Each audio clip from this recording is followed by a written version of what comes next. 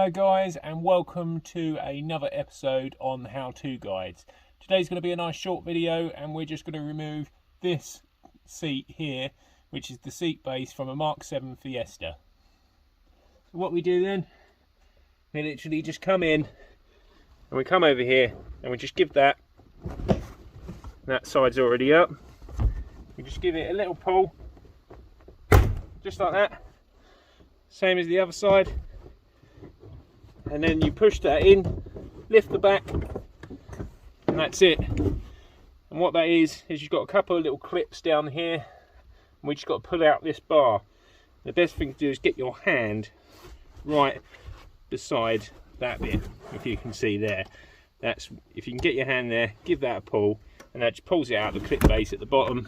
And then, like I said, just pull it at the back and lift it up, and that is it. There's your seat base just there. These always get cigarette burns in, so hopefully this is a helpful video for you guys. And if you did like this video, give it a thumbs up, like and subscribe to the channel. There'll be plenty of more how-to guides, and yeah, we'll see you on the next one.